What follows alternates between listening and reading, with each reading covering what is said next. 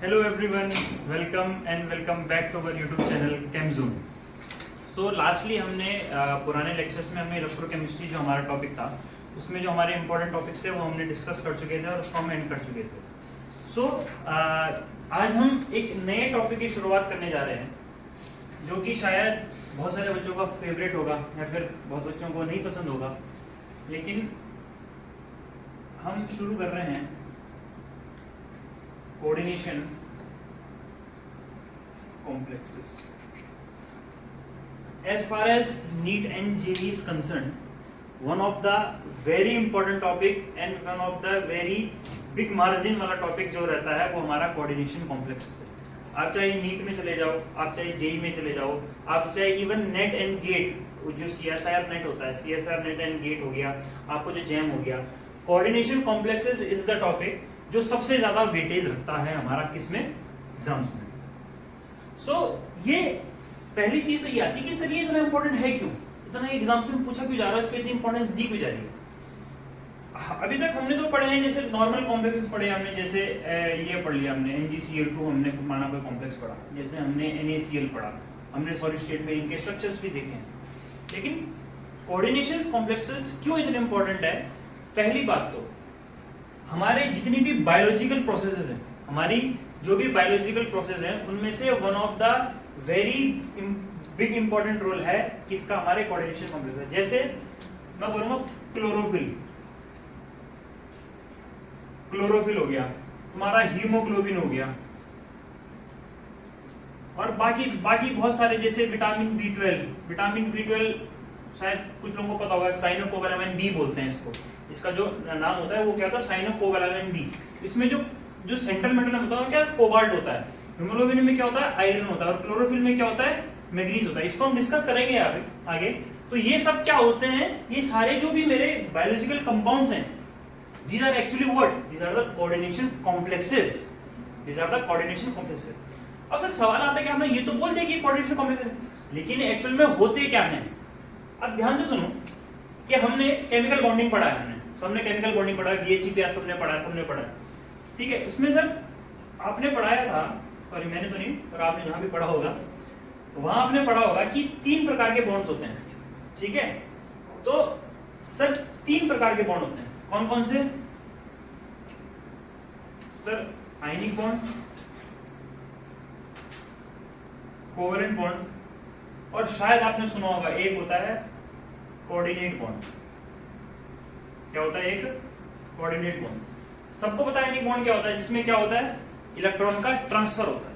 क्या होता है, एक इलेक्ट्रॉन का ट्रांसफर होता है from a electropositive element to the एक इलेक्ट्रोनेगेटिव एलिमेंट. जैसे मैं बात करूं NaCl की, एक NaCl क्या है, आयनिक कंपाउंड है. क्यों, क्योंकि जो सोडियम है, सोडियम में अपना इलेक्ट्रॉन क्या है, वो क्लोरीन को ट्रांसफर किया है. तो ये जो है, अगर मैं इसको पानी में डालूंगा तो ये किस में टूट जाएगा, Na positive plus Cl negative में टूट जाएगा, ये आयनाइज हो जाएगा. तो इनके बीच में क्या है, बोलो कौन सा, आयनिक बॉन्ड है. क्यों बना ionic bond, by the complete transfer of electron for one electron from the electropositive element to the electronegative element. Sir बात करते हैं कोवेलेंट बॉन्ड की. कोवेलेंट बॉन्ड होता है जहां क्या होती है, बोलो शेयरिंग ऑफ इलेक्ट्रॉन. जैसे हम CH4 में देखते हैं, CH4 में क्या है, कार्बन की वैलेंसी कितनी होती है, 4. कितने वैलेंस इलेक्ट्रॉन होते हैं, 4 होते हैं. तो 4 इलेक्ट्रॉन 4 हाइड्रोजन के साथ शेयरिंग करते हैं और एक कंपाउंड बनाते हैं CH4, जो कि क्या होता है, तुम्हारा आपका कोवेलेंट बॉन्ड होता है. लेकिन सर ये एक अलग बला आ गई. ये कौन सी बला है सर, कोऑर्डिनेट बॉन्ड क्या होता है कि जब एक पूरा का पूरा इलेक्ट्रॉन पेयर या फिर ज्यादा अगर बेटर बोलूं लोन पेयर, जब एक लिगेंड से, अभी समझाऊंगा आगे लिगेंड क्या होता है, जब एक लिगेंड से पूरा का पूरा एक लोन पेयर ट्रांसफर होता है सेंट्रल मेटल एटम पर, तो वो जो बॉन्ड होता है उस बॉन्ड को हम क्या बोलते हैं, कोऑर्डिनेट बॉन्ड. उसको हम क्या बोलते हैं, कोऑर्डिनेट बॉन्ड कहते हैं. और ऐसे कंपाउंड्स जिसमें कोऑर्डिनेट बॉन्ड का फॉर्मेशन होता है, those compounds are called coordination complex. Right, get it. तो हमारे पास तीन प्रकार के बॉन्ड थे, और जो आखिरी वाला था कोऑर्डिनेट बॉन्ड, वो जिस कंपाउंड से बनता है उसको हम क्या बोलते हैं, कोऑर्डिनेशन कॉम्प्लेक्सेस बोलते हैं। शायद कभी आपने डी ब्लॉक में पढ़ा होगा, जब हम डी ब्लॉक पढ़ते हैं, जब पी ब्लॉक पढ़ते हैं, डी ब्लॉक पढ़ते हैं, तो जनरली जो पी ब्लॉक होते हैं, पी ब्लॉक जो एलिमेंट्स होते हैं वो क्या बनाते हैं, या तो आयनिक कंपाउंड्स बनाते हैं या तो कोवेलेंट कंपाउंड्स बनाते हैं। लेकिन जब हम पर्टिकुलरली पढ़ते हैं D block elements and the F block element, D block elements को क्या बोलते हैं, ट्रांजिशन मेटल्स कहते हैं। क्या कहते हैं, ट्रांजिशन मेटल कहते हैं। तो मैक्सिमम जो ट्रांजिशन मेटल्स होते हैं हमारे, वो क्या बनाते हैं, हमारे कोऑर्डिनेशन कॉम्प्लेक्सेस बनाते हैं। अब सर ट्रांजिशन मेटल्स ही क्यों कोऑर्डिनेशन कॉम्प्लेक्सेस बनाते हैं, दिमाग में तो सवाल तो आया होगा। अब मैंने यहाँ क्या बोला कि सर इलेक्ट्रॉन पेयर डोनेट हो रहा है, पूरा का पूरा इलेक्ट्रॉन पेयर डोनेट हो रहा है किसकी तरफ, एक सेंट्रल मेटल एटम की तरफ। अब ये सर डोनेट कब होगा, जब इसके पास लोन पेयर होंगे, ये तभी डोनेट हो पाएगा, सिंपल सी बात है। और ये डोनेट, अब ये अगर ये डोनेट करेगा, इसको कोई लेने वाला तो होना चाहिए। अब सिंपल सी बात है, अब तुमको पैसे दान करने हैं, अब तुम पैसे दान तब तक ही कर पाओगे जब तक कोई लेने वाला होगा। आपका कोई लेने वाला होगा तो तुम कभी डोनेशन कर ही नहीं पाओगे। तो सिंपल सी बात है, इसके पास लोन पे है, लेकिन ये जिसको डोनेट कर रहा है उसके पास भी खाली स्पेस होना चाहिए। और खाली स्पेस हम केमिस्ट्री में क्या बोलते हैं, एम्प्टी ऑर्बिटल्स। क्या बोलते हैं हम खाली स्पेस को केमिस्ट्री में, एम्प्टी ऑर्बिटल्स। तो जो हमारा एक्सेप्टर है उसके पास एम्प्टी ऑर्बिटल्स होने चाहिए। और आपको पता है जो ट्रांजिशन मेटल्स होते हैं उनके पास क्या होते हैं, enough number of empty D orbitals होते हैं। इसीलिए ही ट्रांजिशन मेटल जो होते हैं वो maximum number of coordination complexes बनाते हैं। जैसा आपने कभी सुना होगा ये FeCN होल 6 2 पॉजिटिव नहीं 4 नेगेटिव, या फिर ऐसे कॉम्प्लेक्सेस। तो ऐसे जो कॉम्प्लेक्सेस उनको क्या बोलते हैं, हम ट्रांजिशन मेटल कॉम्प्लेक्सेस बोलते हैं। क्या इतना पॉइंट मेरा समझ में आया, ठीक है। अब सर बात आती है कि आपने यहाँ पे बोला कि सर क्लोरोफिल है, यहाँ पे सर हीमोग्लोबिन है, साइनोकोबालामिन बी है, विटामिन B12 है। तो होता क्या है, देखो जैसे क्लोरोफिल होता है, क्लोरोफिल सबको पता है ना क्या होता है, जो प्लांट्स में किसके फोटोसिंथेसिस करने के जो काम आता है। अब होता क्या है कि क्लोरोफिल में क्या होती है, एक ऐसी रिंग होती है, और रिंग के एकदम सेंटर में क्या होता है, मैग्नीशियम आयन होता है, मैग्नीशियम होता है। क्या होता है, मैग्नीशियम होता है। और मैग्नीशियम जो है वो चारों तरफ से घिरा हुआ होता है और कॉम्प्लेक्स बनाता है मैग्नीशियम के साथ। उस कंपाउंड को क्या बोलते हैं, क्लोरोफिल कहते हैं। देखो सब चीज में केमिस्ट्री है, A to Z, आप अपने चारों तरफ देखो हर चीज में केमिस्ट्री है। तो जो क्लोरोफिल का जो सेंटर होता है वो क्या होता है, मैग्नीशियम होता है। सेम हीमोग्लोबिन जो आपके ब्लड में होता है, जो कि होता है ऑक्सीजन एक्सेप्टर होता है, ठीक है, जो ऑक्सीजन को कैरी करता है। तो सेम जो हीमोग्लोबिन होता है उसमें क्या होती है, पोरफायरिन रिंग होती है। और जो पोरफायरिन रिंग होती है उसके जो सेंट्रल होता है, उसके सेंटर में क्या होता है, बोलो, आयरन होता है। क्या होता है, आयरन होता है। एंड जो मैंने बोला विटामिन B12 साइनोकोबालामाइन B, उसका जो सेंटर होता है वो क्या होता है, बोलो, कोबाल्ट होता है। तो ये तीनों मिलकर, ये तीनों क्या होते हैं, one of the famous example हैं जो कि क्या बनाते हैं, वो लोग कोऑर्डिनेशन कॉम्प्लेक्सेस बनाते हैं। अब सर कोऑर्डिनेशन कॉम्प्लेक्स होता क्या है, जैसे हम लिखते हैं कि सर क्या होता है, जैसे मैं अभी जो एग्जांपल लिखा मैं इसी को लिखता हूँ, FeCN होल 6 2 माइनस। अब सर आपने 4 माइनस, क्योंकि ये 2 पॉजिटिव रहेगा ना, ठीक है। अब चलो इसको एक काम करते हैं, हम 4 माइनस लिख करके हम यहाँ लिखते हैं Cl4 नहीं आएगा ना, इधर आएगा K4 आएगा, ठीक है, क्योंकि वो नेगेटिव था ना तो ऑब्वियसली पॉजिटिव आएगा। ये मैंने एक कोई कॉम्प्लेक्स लिखा, कोई एग्जांपल लिखा मैंने, ठीक है।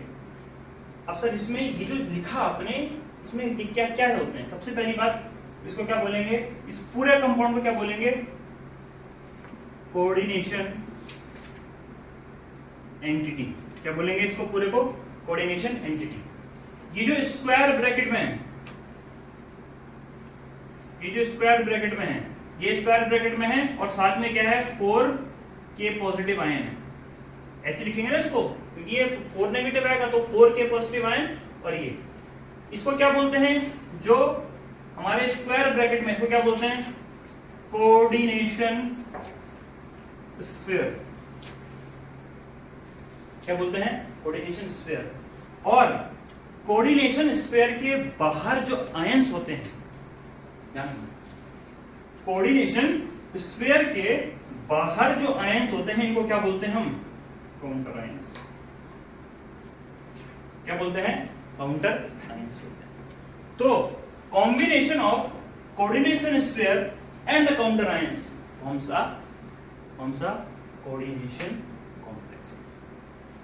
क्या इतना पॉइंट समझ आया? अब हम बात करते हैं कि सर का ये तो चलो ठीक है, इसके बाद हम वो सीखेंगे।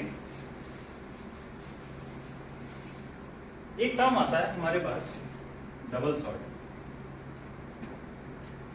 क्या आता है? Double sort. डबल सॉर्ट अब क्या होता है? जैसे कि नाम से, डबल मतलब दो, सॉल्ट मतलब सॉल्ट। सिंपल सी बात है, इसमें दो सॉल्ट है ना, सब जिसमें दो सॉल्ट है वो डबल सॉल्ट हो गया। तो फिर फर्क क्या हुआ? फिर डबल सॉल्ट और कोऑर्डिनेशन कॉम्प्लेक्स में फर्क क्या हुआ? फर्क मैं समझाता हूँ क्या हुआ। जैसा कि नाम बता रहे डबल सॉल्ट, डबल सॉल्ट मतलब क्या होंगे? ऑब्वियसली दो स्टेबल कॉम्प्लेक्सेस होंगे, सॉरी दो स्टेबल कंपाउंड्स होंगे, वो मिलकर के कंपाउंड बनाएंगे, उसको क्या बोलेंगे? डबल सॉल्ट कहेंगे। जैसे मोहर सॉल्ट, शायद जो बच्चे भी क्लास 12 में होंगे उनके पास अगर आप लोग प्रैक्टिकल करते होंगे लैब में, तो आपके पास एक टाइट्रेशन आता है, मोहर सॉल्ट के साथ टाइट्रेशन करनी होती है ऑक्सैलिक एसिड के साथ, ठीक है? तो वो कभी अगर आप करोगे तो उसमें देखना। तो मोहर सॉल्ट पता है क्या होता है? Ferrous ammonium sulphate. क्या नाम होता है इसका? Ferrous ammonium sulphate. और ध्यान रखना, कभी 12th वालों जो क्लास 12 में है वो लोग ध्यान रखना कि जब आपका एग्जामिनर आता है ना, एक्सटर्नल आता है, तो ये पूछता है कि मोहर सॉल्ट का फॉर्मूला बताओ। थोड़ा सा दिमाग में रखना, ठीक है? इसका फॉर्मूला प्लस नाम दोनों पूछता है। तो क्या होगा? फेरस होगा, F मतलब Fe2 पॉजिटिव होगा, FeSO4, अमोनियम सल्फेट NH4 का whole twice SO4 dot 12H2। देखो ये तो 12H2 तो ये क्या है? ये क्रिस्टलाइन वाटर ऑफ क्रिस्टलाइजेशन है, तो ये तो कितना भी हो सकता है, डिपेंड करता है कि तुम्हारा जो सॉल्ट है उसमें कितना वाटर ऑफ क्रिस्टलाइजेशन है, ठीक है? तो दिस इज द मोहर सॉल्ट। अब ध्यान से देखो, इसमें दो कंपाउंड है, दोनों स्टेबल कंपाउंड है। एक तो है तुम्हारा FeSO4 एंड NH4 का होल ट्वाइस SO4। क्या है ये? Ammonium sulphate. तो दोनों अपने में individually they are the stable compound, और वो दोनों आपस में मिलकर के एक सॉल्ट बना रहे हैं, जो कि है, जिसका नाम क्या है? एक कंपाउंड बना रहे हैं जिसका नाम है मोहर सॉल्ट। और ऐसे ही कंपाउंड हम क्या कहते हैं? डबल सॉल्ट कहते हैं। ऐसे ही कंपाउंड हम क्या कहते हैं?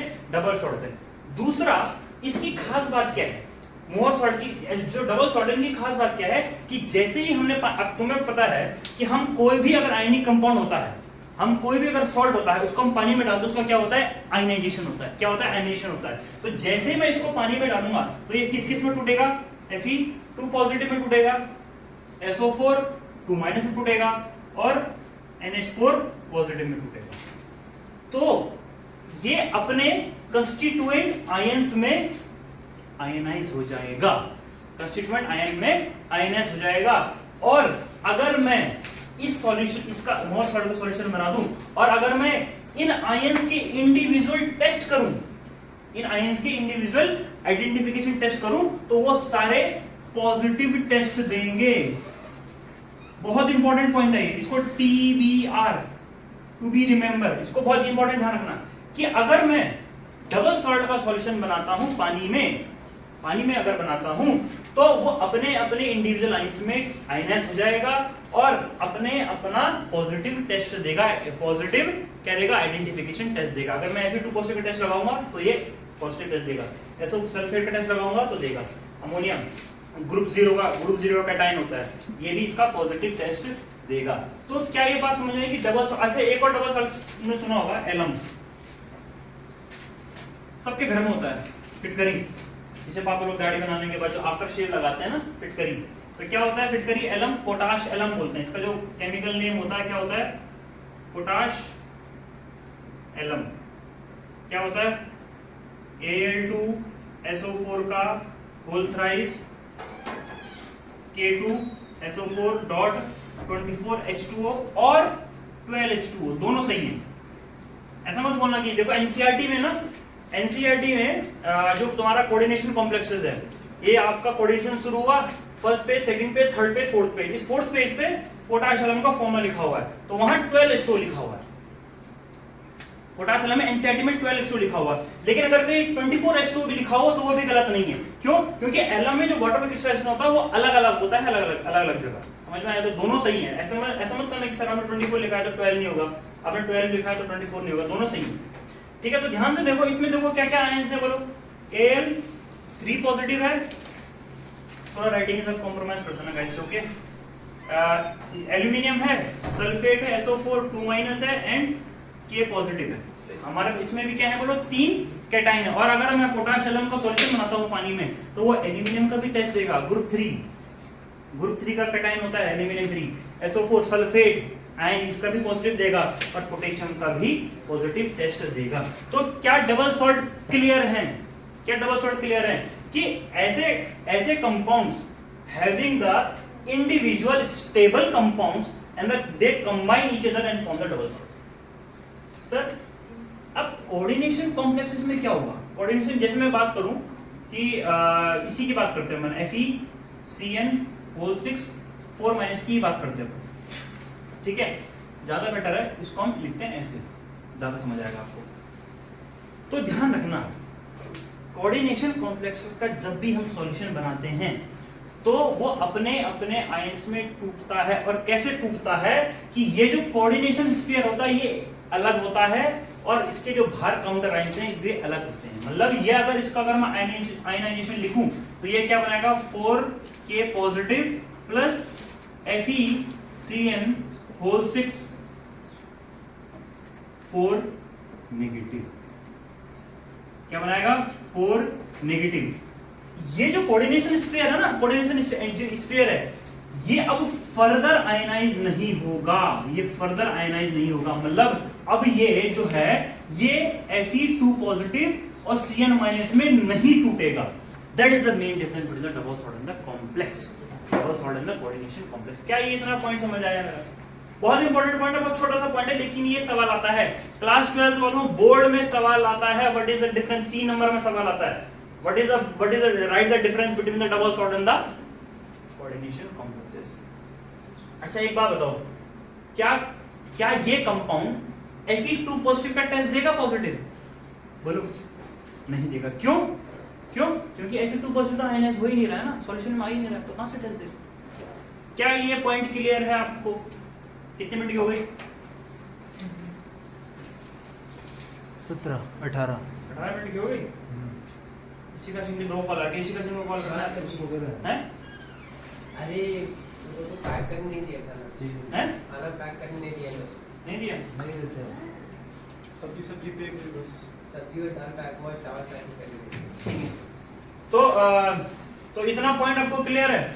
अच्छा इसमें एक और चीज रहती है बताने के लिए, देखो ध्यान से, ये जो है Fe ये क्या है, सेंट्रल मेटल एटम, क्या है, सेंट्रल मेटल एटम। इसके साथ जो लगा हुआ है इसको क्या बोलते हैं, लिगेंड, जो कि क्या होता है, डोनर होता है। किसका डोनर होता है? इलेक्ट्रॉन पेयर का डोनर होता है। तो लिगेंड वही कंसीडर होगा जिसके पास फ्री इलेक्ट्रॉन होंगे, जिसके पास क्या होंगे, लोन पेयर होंगे डोनेशन के लिए, उसको ही हम लिगेंड कंसीडर करेंगे। और यहाँ पर Fe क्या है, सेंट्रल मेटल एटम, ये क्या है हम आपका, ये आपका क्या है, एक्सेप्टर है। तो एक्सेप्टर के पास क्या होंगे बोलो, खाली एटम होंगे। तो अब जो लिगेंड है ना, अभी लिगेंड भी बहुत सारे प्रकार के होते हैं, मोनोडेंटेट, बाइडेंटेट, फ्लेक्सीडेंटेट, मैक्रोसाइक्लिक, बहुत सारे होते हैं। ये हम डिस्कस करेंगे नेक्स्ट लेक्चर में। This is the intro lecture of the coordination complexes. So आज इस लेक्चर के लिए हम इतना ही रखते हैं। इसमें हमने क्या क्या कवर किया, डबल सॉल्ट पढ़ाया हमने, जो कोऑर्डिनेशन कॉम्प्लेक्स का जो बेसिक है वो इंट्रोड्यूस किया। So this is all for the today's lecture, we will discuss further in the upcoming lecture. तब तक के लिए if you like the video, informative लगी हो तो please leave a like and subscribe to the channel. तब तक के लिए good bye, take care, bye bye.